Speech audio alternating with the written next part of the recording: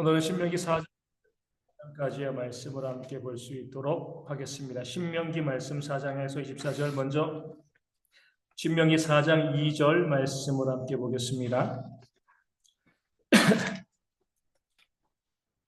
신명기 4장 2절 우리 구약성경 266면에 있습니다. 제가 말씀을 읽어드리겠습니다. 내가 너희에게 명령하는 말을 너희는 가감하지 말고 내가 너희에게 내리는 너희 하나님 여호와의 명령을 지키라. 아멘. 순종의 원리가 나와 있습니다. 뭐예요? 가감하지 말라. 더하지도 말고 빼지도 말라. 우리 가운데 순종에 착각이 있을 수 있습니다. 하나님의 말씀 가운데 몇 개는 순종해요. 하지만 순종하지 않은 것이 있습니다. 내가 순종하고 있는 말씀이 있으니까 나는 말씀 가운데 순종하며 살아가고 있어 이렇게 이야기하는데 하나님께서는요 가감하지 말라 우리 가운데 말씀하셨습니다. 내가 지키기 어려운 말씀이라 할지라도 순종해야죠. 하나님의 말씀이기 때문에 그렇습니다. 더하지도 말고요 빼지도 말아야 돼요. 내 생각을 더해서도 안 되고요. 이건 조금 어려워 힘들어. 그러니까 이거는 안 지켜도 돼 이런 마음을 가져서도 안 됩니다. 그 말씀이 좀 내게 무거운 말씀, 순종이 어려운 말씀이라 할지라도 하나님의 말씀이라고 하면 그 모든 말씀을 다 순종하는 그런 모습들이 우리 가운데 있을 때 그 순종을 통하여서 하나님의 역사가 우리 가운데 일어나게 되어질 줄로 믿습니다. 모든 성도들이요, 모든 말씀을 다 순종할 수 없지만 모든 말씀에 다 순종하려는 마음을 가지고 그 말씀을 아는 대로 원수를 사랑하라 하면 사랑하려고 애쓰고 노력하고요. 흩어 구제하라 하시면 그 말씀대로 내 것을 흩어서 구제하는 그런 삶을 살아가는 그런 모습들, 남을 나보다 더 낮게 여기려고 하고요. 비방하지 말라, 비판하지 말라, 비방하지 말고요, 비판하지 말고요. 항상 기뻐하라, 쉬지 말고 기도하라, 범사에 감사하라, 모이게 힘쓰라. 그 모든 말씀이 있을 때에 내가 그 말씀을 지키기 위해서 가감하지 아니하고 또 나아가는 그런 모습이 우리 가운데 있어야 할 줄로 믿습니다. 우리 5장 3절 말씀 보겠습니다. 신명기 5장 3절입니다. 이 언약은 여호와께서 우리 조상들과 세우신 것이 아니요 오늘 여기 살아있는 우리 곧 우리와 세우신 것이라. 아멘.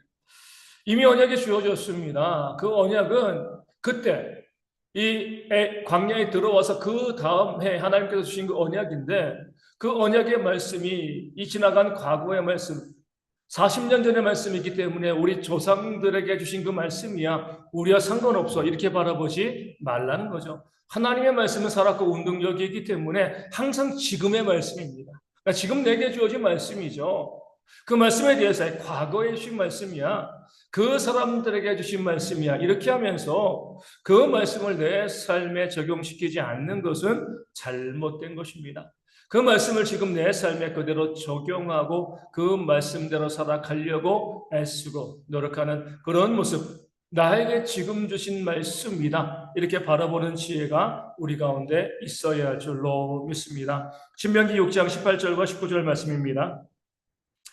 여호와께서 보시기에 정직하고 선량한 일을 행하라. 그리하면 내가 복을 받고 그 땅에 들어가서 여호와께서 모든 대적을 내 앞에서 쫓아내시겠다고 내 조상들에게 맹세하신 아름다운 땅을 차지하리니 여호와의 말씀과 같으니라. 아멘. 여호와께서 보시기에 정직하고 선량한 일이에요. 우리의 모든 선의 기준은요 하나님 보시기에 선한 겁니다. 내가 보기에 선한 것이 아니에요. 내가 보기에 옳은 것이 아닙니다. 많은 사람들이 교회 가운데 다툼과 싸움을 만들어냅니다. 그러니까 서로 내 주장이 옳다라고 이것이 맞아. 그러니까 내 생각이기 때문에 그래요.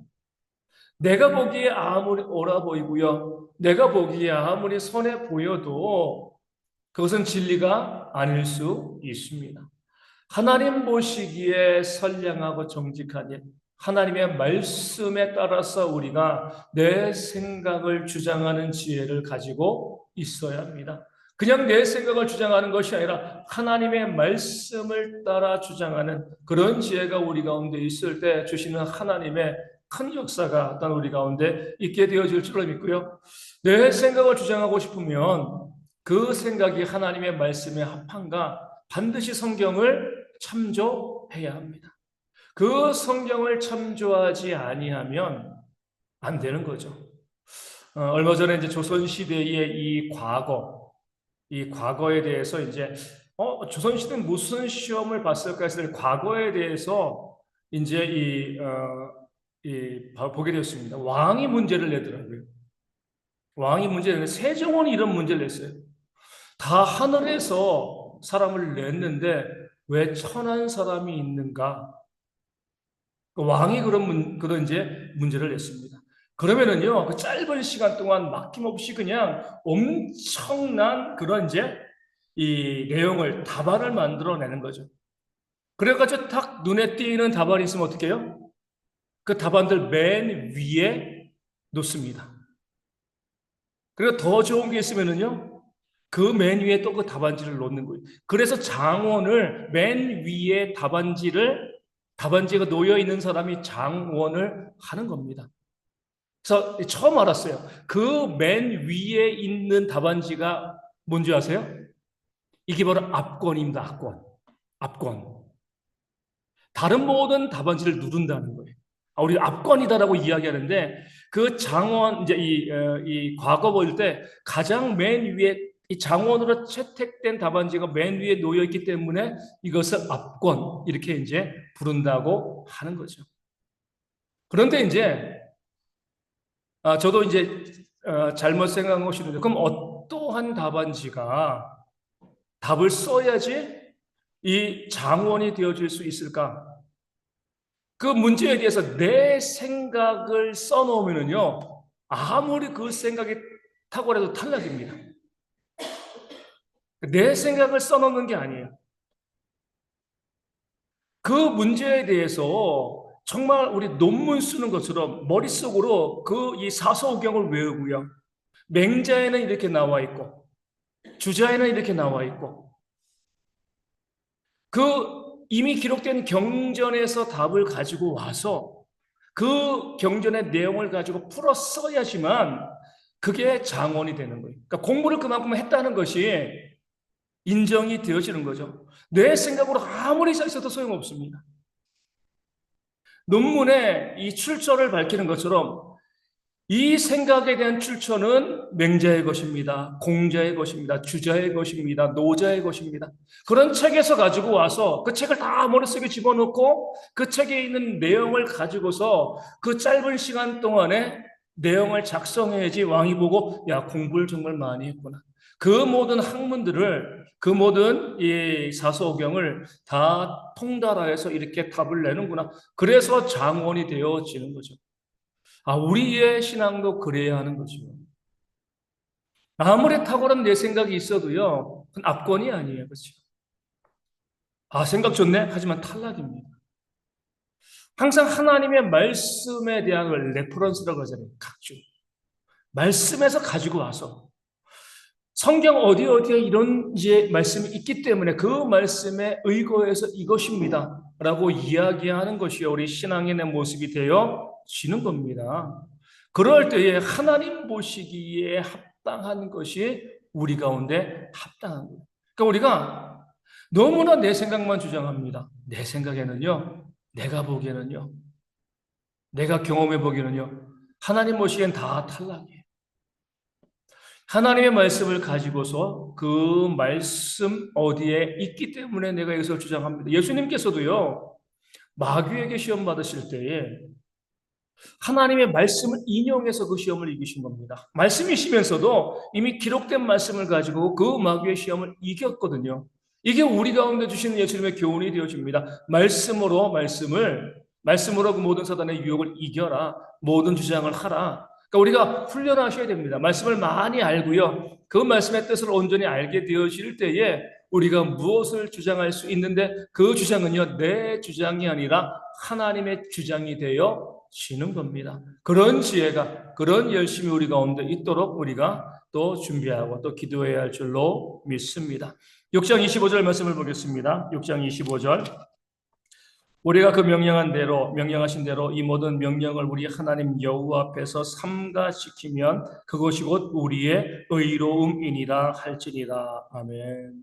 우리가 이신칭의 이제 믿음으로 의롭다 하심을 얻는다. 그러니까 구원받는다는 거죠. 그러니까 무엇으로 우리가 의롭다함을 얻을 수 있다 그래요?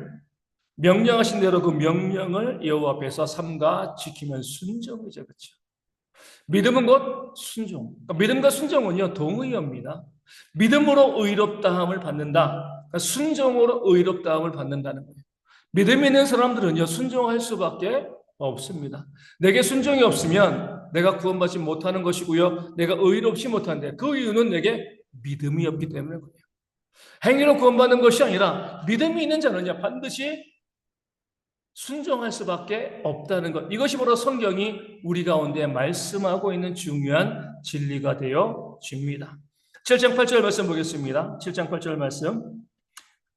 여호와께서 다만 너희를 사랑하심으로 말미암아 또는 너희의 조상들에게 하신 맹세를 지키려 하심으로 말미암아 자기의 권능의 손으로 너희를 인도하여 내시되 너희를 그 종되었던 집에서 애굽 왕 바로의 손에서 속량하셨나니. 아멘. 우리를 구원하신 조건은 뭐예요? 하나님의 사랑이죠. 어떤 외적인 조건도의 구원과 연결되어 줄 수가 없습니다. 하나님이 우리를 사랑하사 우리를 구원하신 거죠. 이것을 예수님은 무엇이라고 말씀하셨죠? 하나님이 세상을 이처럼 사랑하사 독생자를 주셨으니 그죠. 그러니까 사랑이 모든 구원의 원인이 되어지는 겁니다. 왜 나를 구원하셨는가? 바로 사랑 때문이죠. 그 사랑으로 내가 구원받았기 때문에 구원받은 내가 하나님의 사랑을 받는 것은요, 당연하고요. 내가 하나님을 사랑하는 것도 당연한 거죠. 내가 하나님을 사랑하는 건 뭐예요? 계속 반복적으로 말씀드립니다. 하나님의 말씀에 순종하는 겁니다. 뭐 찬양하면서 뭐 하나님을 사랑합니다. 아버지 사랑합니다. 아무리 외쳐도 내가 하나님 말씀 가운데 순종하지 아니하면 그것은 이제 거짓말이에요. 헛된 말이죠. 말씀에 순종하는 것이 내가 하나님을 사랑하는 그런 증거가 되어지는 겁니다. 8장 2절 말씀 보겠습니다. 내 하나님 여호와께서 이 40년 동안에 내게 광야 길을 걷게 하신 것을 기억하라. 이는 너를 낮추시며 너를 시험하사 내 마음이 어떠한지 그 명령을 지키지 않는지 알려 하심이라. 아멘. 광야를 걸어가 계신 이유는요, 낮추기 위해서 겸손하게 하시기 위함입니다. 겸손한 자만이 요단을 건너서 가나안 땅에 들어갈 수 있게 되어지는 거죠. 이 겸손한 자의 특징이 뭐예요? 이 겸손한 자의 특징이 바로 하나님의 말씀에 순종하는 겁니다. 그러니까 겸손한 자들이 순종하는 거예요. 교만한 자는 말씀에 순종할 수가 없습니다. 그런 면에서 우리는 겸손한 자로서 이 광야는 우리가 이 땅을 살아가는 모든 교회 생활, 믿음 생활을 상징하고 그 광야를 걷게 하시고 겸손을 훈련시키고 난 다음에 순종으로 겸손을 훈련시키시고 난 다음에 어디로요? 요단을 건너서 가나안 땅, 약속의 땅으로 들어오게 하신 것처럼 우리도 마찬가지입니다. 이 땅을 살아가면서 우리가 겸손해질 때, 그 겸손한 삶을 살아갈 때 하나님께서 그런 우리를 그 하나님의 나라로 인도하실 줄로 믿습니다. 교만한 자는요, 순종하지 않는 자는요, 하나님 나라에 들어갈 수 없다는 것 성경이 말씀하고 알려주고 있습니다. 우리 8장 17절과 18절 말씀 보겠습니다. 8장 17절, 18절 말씀. 그러나 내가 마음에 이르기를 내 능력과 내 손의 힘으로 내가 이 재물을 얻었다 말할 것이라. 내 하나님 여호와를 기억하라. 그가 내게 재물 얻을 능력을 주셨습니다. 이같이 하심은 내 조상들에게 맹세하신 언약을 오늘과 같이 이루려 하심이니라. 아멘. 우리는 뭐라고 생각을 해요? 내가 열심히 밤잠도 자지 않고 열심히 애쓰고 열심히 노력하고 또 그렇게 또 아이디어도 내고 장사하고 사업하고 또 직장에서 열심히 일해서 그 일로 인해서 뭐예요? 내가 부자가 되었어. 이렇게 생각을 합니다. 그런데 오늘 말씀은 무엇이라고 이야기해요? 재물 얻을 능력을, 그런 마음과 능력을 하나님께서 우리 가운데 주신 거죠. 그런 아이디어도요.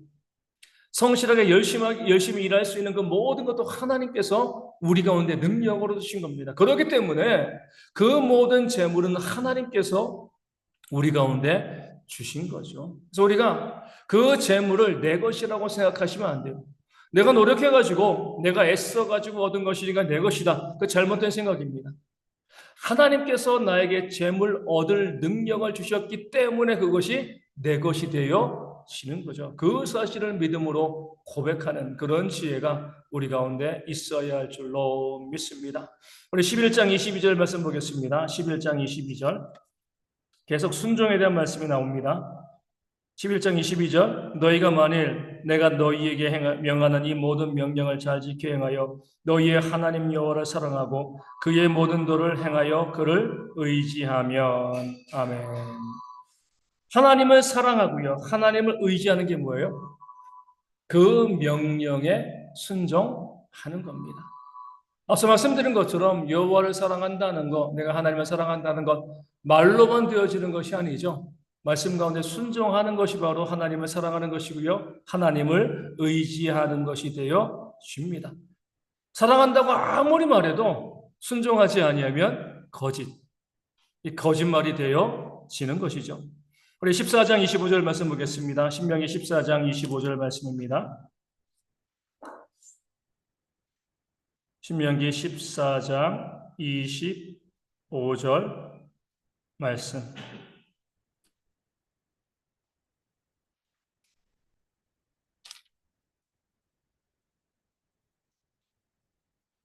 그것을 돈으로 바꾸어 그 돈을 쌓아가지고 내 하나님 여호와께서 택하신 곳으로 가서 아멘. 우리 신약 시대에 어떤 일이 벌어졌죠?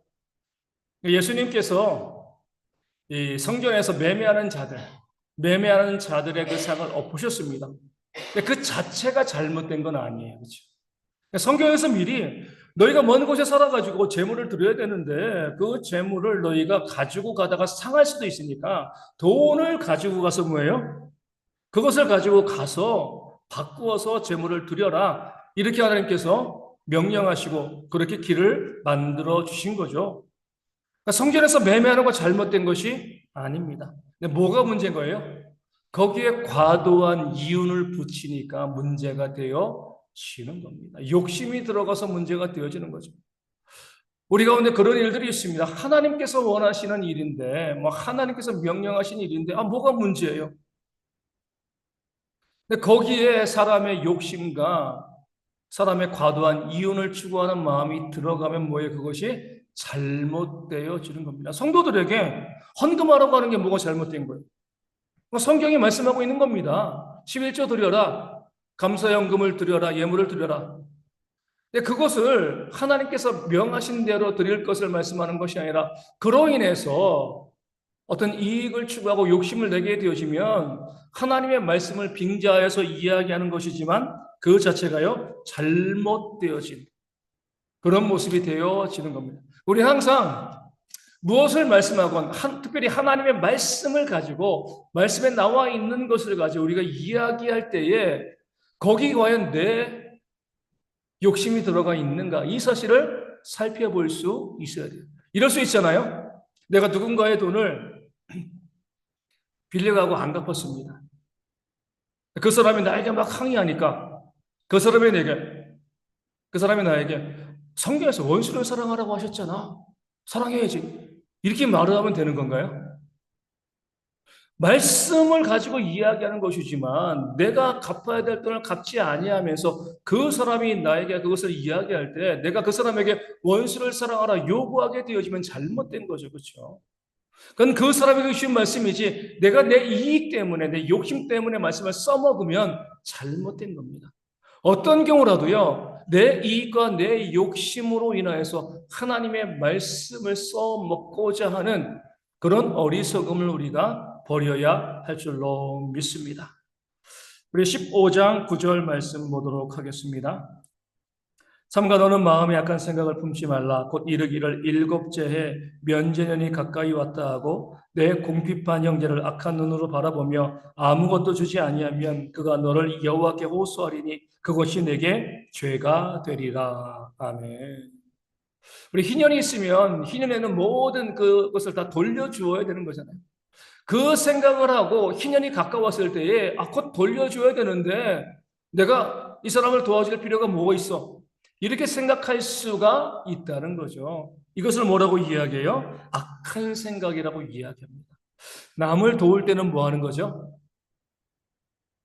남을 도울 때는 그냥 도와주는 거예요. 그렇죠? 이것저것 따지고 내가 이것을 도와주면 이 사람이 뭐 어떻게 하겠지?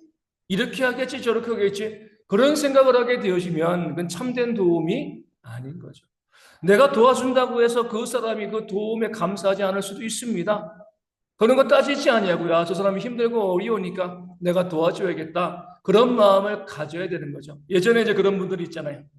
요즘 뭐 거의 없는 거로 제가 이제 지하철을 거의 안 타고 다니니까 예전에 지하철에서 이제 앵벌이 하는 사람들이 많이 있었습니다. 그럴 때 이제 똑똑한 분들이 이렇게 이야기하죠. 야, 쟤네들 도와줘봐야 다 잘못된 곳으로 들어가. 그러니까 도와주지 마. 이렇게 이제 말씀하시는 분들이 있는 거죠. 그냥 안 도와주면 되는 거예요. 내가 미루어 이야기하고 판단하고 이렇게 할 이유가 없는 거죠. 도와줄 수 있으면 그걸 도와주는, 그것을 어떻게 쓰고 잘못 쓰면 그 사람들이 악을 행하는 것이고요. 내가 그들을 도와준 선은 하나님 보시기에 인정받는 겁니다. 내가 마음이 꺼림칙하면 안 도와주면 되는 거예요. 근데 마치 내가 공의를 행하는 것처럼 내가 판단하고 이야기하면서 이렇게 하니까 안 도와주는 거예요. 그렇게 하다 보면 나중에 그런 습관이 있게 되어지면 정말 필요한 사람에게 도움을 주지 못하는 경우들이 발생하게 되어집니다. 도와줄 수 있으면 따지지 않고 도와주면 되는 겁니다. 그로 인해서 보답받지 못하고요. 또 잘못 쓰여질 수 있고 또 오히려 마음 상할 수 있지만 결국 하나님 보시기에 선을 행한 것이기 때문에 하나님의 은혜가 임하게 되어지는 거죠. 이것저것 막 따지는 것이 아니라 내가 할 수 있는 한 선을 행하고 계산하지 아니하고 남을 도와주는 그런 지혜가 우리 가운데 있어야 할 줄로 믿습니다. 우리 17장 19절 20절 말씀 보겠습니다. 17장 19절 20절 평생에 자기 옆에 두고 읽어 그의 하나님 여호와 경외하기를 배우며 이 율법의 모든 말과 이 규례를 지켜 행할 것이라. 그리하면 그의 마음이 그의 형제 위에 교만하지 아니하고 이 명령에서 떠나 좌로나 우로나 치우치지 아니하리니 이스라엘 중에서 그와 그의 자손이 왕위에 있는 날이 장구하리라. 아멘. 왕에게 주는 교훈이죠. 왕이 교만하면 망하는 거예요. 교만하지 않을 수 있는 비결은 뭐예요? 평생의 말씀을 옆에 두고 계속 말씀을 묵상하고 있는 겁니다. 다른 길이 없어요.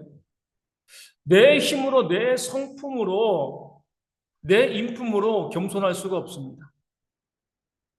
하나님의 말씀을 곁에 두고요. 그 말씀을 읽을 때 성령께서 우리의 마음을 주장하게 되어지고 그럴 때 우리가 교만하지 않고 겸손한 삶을 살아갈 수 있게 되어집니다. 어떻게 보면 평생의 말씀을 읽는 것 자체가 겸손이죠. 사람들은요, 말씀을 한 번 다 읽으면, 다 알아. 이렇게 생각을 합니다. 이미 다 읽었는데 뭐, 또 읽을 필요가 뭐 있어. 이 자체가 교만이 되어지는 거죠. 이미 다 알고 있는 말씀이라 할지라도 또 읽고 또 읽는 거예요. 어떤 분들은 또 이렇게 생각합니다. 설교 말씀할 때 본문과 제목 보고, 다 알아. 듣던 말씀, 또 그런 말씀. 오늘 새벽에 말씀드린 것처럼 하나님께서 이사야 선지자를 통해서 무엇이라고 백성들에게 경고하십니까? 백성들이 이사야 선지자에게 이렇게 이야기합니다. 경계에 경계를 더하며 경계에 경계를 더하고 경계에 경계를 더하며 경계에 경계를 더한다. 무슨 말씀이에요? 한 말 또 하고 한 말 또 하고 한 말 또 하고. 오늘 새벽에 예레미야 말씀을 보는데 예레미야도요 계속 순종의 법과 불순종의 화만 계속 반복해서 이야기하고 있습니다. 듣는 사람들은 왜 한 말 또 하냐? 우리가 어린애냐? 이 새로운 말씀을 들려줘라라고 이야기하는데 성경은 그렇지 않습니다. 계속 한 말 또 하고 한 말 또 하고 한 말 또 하는 거죠. 우리가 가정에서 아이들에게 공부 좀 해. 평생 이야기하는 것처럼. 또 어디 갈 때 조심해. 평생 이야기하는 것처럼. 그러니까 중요하기 때문에 계속 이야기하는 것인데 그 말을 무시하게 되어지면 교만하게 되어지고 반드시 큰 문제에 빠지게 되어지는 거죠. 하나님의 말씀도 마찬가지입니다. 읽은 말씀, 때로 외운 말씀, 다 알고 있는 말씀이라 할지라도 언제 성령께서 우리 가운데 어떤 감동을 주실지 모르는 거예요. 그렇기 때문에 우리가 늘 말씀을 읽고 또 읽고 또 읽고 그 말씀을 가까이 할 때 우리가 겸손하게 되어지고 하나님의 은혜를 힘있게 되어질 줄로 믿습니다. 우리 21장 17절 말씀 보겠습니다. 21장 17절 말씀. 그 전에 우리 20장 18절 말씀 먼저 보게요. 20장 18절 말씀.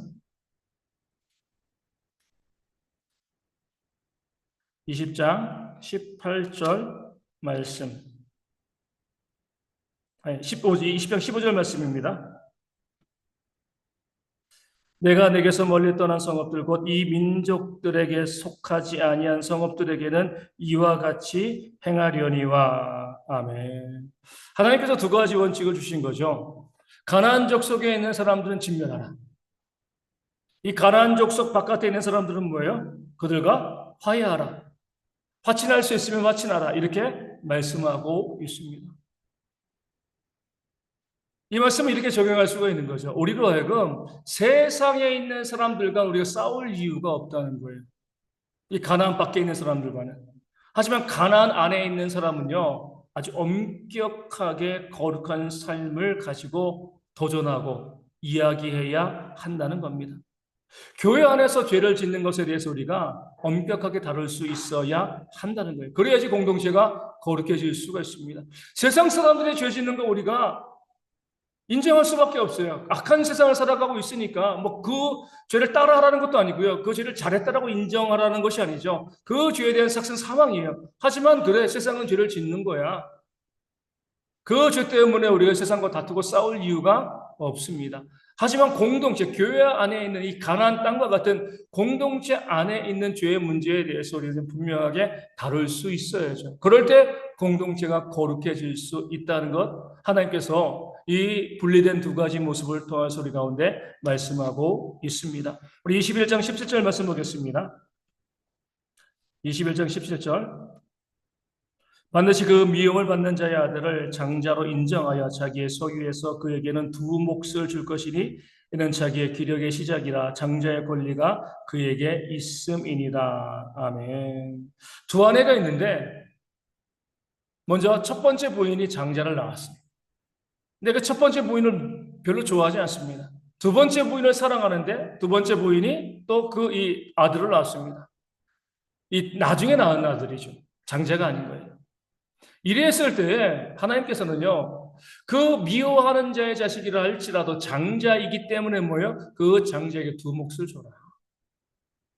좋아한다고 더 주지 말고 그 규칙과 규례에 따라서 객관적으로 그 장자에게 두 몫을 주라고 너에게 명령하였으니 그렇게 하라. 이렇게 말씀하고 있는 거죠. 최대한 객관적일 수 있어야 돼요. 내가 더 사랑한다고 내가 좋아하는 사람이라고 더 챙겨주는 건 잘못된 겁니다. 우리 교회 가운데 그럴 수 있어요. 우리가 무엇을 나눠준다고 했을 때 나에게 친하니까 더 주고요. 나에게 친하지 않으니까 안 주고. 나랑 친한 사람들은 반갑게 인사하고요. 나랑 친하지 않으면 대면대면하고. 하나님께서 원하시지 않는 모습이에요. 모든 사람들에게 객관적으로 우리가 한 공동체 가운데 있으면 무엇을 나눠줄 때 모든 사람들에게 공통적으로, 예를 들어서 목회자가 신방 갈 때 그럴 수 있잖아요. 그러니까 성도들이 그런 이야기를 많이 합니다. 우리 목사님은 친한 분들에게는 정말 신방도 많이 가고 별로 목사님 안 좋아하는 사람들에게는 신방도 안 가고 그것 때문에 상처받았다라고 말하는 성도들이 참 많이 있습니다. 신방은 어떤 때 가면 돼요? 일이 있을 때, 이사하거나 정기 신방이거나 아프거나 이랬을 때, 아니면 신방을 요청할 때, 누가 요청하건 그 요청이 있을 때 가면 되는 건데, 요청도 하지 않는데 내가 좋아하는 사람이라고 마구 찾아가고요. 요청했음에도 불구하고 내가 좋아하지 않는 사람이라고 찾아가지 않는다라고 하면 잘못된 거죠. 잘못된 모습이 되어지는 겁니다. 최대한 객관적으로 모든 사람들에게 동등하게 하는 그런 모습이 있을 때 공동체가 또 거룩하게 유지되어질 수가 있는 겁니다. 22장 4절 말씀 보겠습니다. 내 형제의 낙이나 소가 길에 넘어진 것을 보거든 못 본 채 하지 말고 너는 반드시 형제를 도와 그것을 일으킬지니라. 아멘. 못 본 채 하지 마라. 22장 1절에도 나오고요. 그리고 3절에도 나오죠. 계속 못 본 채 하지 마라. 모른 척 하지 마라. 무관심하지 말라는 거예요. 내 눈에 보였다는 것은 내가 도와야 한다는 겁니다. 불의도 마찬가지예요. 내 눈에 보였다고 하면 그 불의에 대해서 우리가 잘못됐다라고 이야기할 수 있어야죠. 눈 감아주고요. 못 본 척하고 있으면 이 불의에 동조하는 그런 죄를 짓게 되어지고 불의를 행하는 자뿐만이 아니라 불의에 동조하는 자까지 하나님의 진노를 받게 되어집니다. 이번 주일날 주일 말씀이 이 말씀이 되어지는데 우리가 이 땅을 살아가면서 못 본 채 하는 것, 침묵하는 것, 안 본 것처럼 생각하는 것, 이 모든 것들이 하나님 보시기에는요, 죄를 더 조장하는 죄가 되어진다는 것 기억하시고요. 적극적으로 선을 행하는 그런 모습들이 우리 가운데 있어야 할 줄로 믿습니다. 우리 22장 13절과 14절 말씀 보겠습니다. 22장 13절 14절 누구든지 아내를 맞이하여 그에게 들어간 후에 그를 미워하여 비방거리를 만들어 그에게 누명을 씌워 이르되 내가 이 여자를 맞이하였더니 그와 동침할 때에 그가 처녀임을 보지 못하였노라 하면 아멘. 그 이후의 말씀을 쭉 보게 되어지면 동침하였는데 결혼해가지고 마음에 들지 않는 거예요. 그럴 때 뭐라고 이야기할 수 있어요? 아, 내가 보니까 처녀가 아니다. 이렇게 이제 모함할 수가 있는 거죠. 그렇게 하지 말라는 거죠. 그 뒤에 무엇을 이야기해요? 증거를 제시하라. 처녀인 증거, 아닌 증거를 제시하면서 이야기해야지. 증거도 없이 그냥 내가 보니까 그래. 그러다가 증거가 나오게 되어지면 그 잘못된 말 모함으로 심판 벌을 받게 되어진다. 이렇게 말씀하고 있는 거죠. 항상 우리는요, 증거를 제시할 수 있어야 돼요. 증거 없이 내가 보니까 이래, 내가 보니까 저래, 약한 겁니다. 증거가 있어야지 그 증거에 대해서 우리가 증거를 가지고서 이것이 옳다 그러다 이야기할 수 있는 것이죠. 어떤 증거도 내세우지 아니하고 그 증거도 없이 그냥 내 생각으로 내 주장으로 앞서 말씀드린 것처럼 성경 말씀의 근거도 되지 아니하고요. 실제로 그 사람에게 어떠한 증거도 우리가 제시하지 못하면서 내가 보니까 미루어 짐작하는 거죠. 내가 보니까 그런 것 같아. 이렇게 말하는 거 악할 수 있습니다. 그래서 우리가 증거가 없으면 이야기하지 마셔야 돼요. 증거가 있을 때 그 증거를 가지고 이야기하는 것, 그럴 때 그 말에 힘이 있고요. 그 말을 통해서 하나님의 역사가 일어나게 되어지는 겁니다. 마지막으로 24장 15절 말씀 보겠습니다. 24장 15절 말씀입니다. 그 품삯을 당일에 주고 해진 후까지 미루지 말라. 이는 그가 가난함으로 그 품삯을 간절히 바람이라. 그가 너를 여호와께 호소하지 않게 하라. 그렇지 않으면 그것이 내게 죄가 될 것임이라. 아멘. 가난한 자의 것을 우리 저당 잡으면 그 저녁에 돌려주고요. 품삯을 당일에 주라. 이렇게 이야기하고 있습니다. 아, 내일 줄게. 이렇게 하지 말라는 거죠. 그날 먹어 그날 살아가는데 내일 주면 얼마나 힘들겠습니까? 그럴 때 정당하게 하지 아니하면 그 가난한 사람이 하나님께 호소한다는 거죠. 그 호소를 들으시고 하나님께서 그 부당한 자를 심판하지 아니하시겠느냐 이렇게 말씀하고 있습니다. 그러니까 무서운 말씀이죠. 내 주변 사람들이 나에 대해서 어떻게 이야기하고 있고 평가하고 있는가 하나님이 들으신다는 거예요. 그 평가가 다 옳은 건 아니에요. 하지만 그 평가가 그 이웃들의 말이 정말 합당하면 하나님께서 그 믿지 않은 자들의 말까지 들으시고 나에게 복을 주시거나 잘하면 복을 주시고요. 잘못하면 진노하시고 벌을 주신다는 거죠. 그러니까 우리가 하나님의 복을 받아 누리기 위해서는요. 내 주변 사람들에게 좋은 말 들으셔야 돼요. 믿지 않는 자들이 나를 향해서 좀 복 받아야 된다. 저 사람은 잘 돼야 돼. 이런 말을 할 수 있도록 만들어야지 하나님께서 그들의 말을 들으시고 내 삶에 은혜와 복을 부어주실 줄로 믿습니다. 그런 지혜를 가지고요. 우리가 남들 신경 쓰고 인식하며 살아가는 것이 아니라 내 주변 사람들에게 선을 행하고요. 그들을 돌보고 사랑하면 자연스럽게 그들이 나를 위해서 좋은 말을 해주게 되어 있습니다. 그런 모습이 우리 모두 가운데 있어서 이웃을 통하여서 믿지 않은 자들의 호소를 통하여서 그들의 말을 통하여서 하나님의 복을 받아 누리는 우리 모두가 되어주시기를 소망합니다.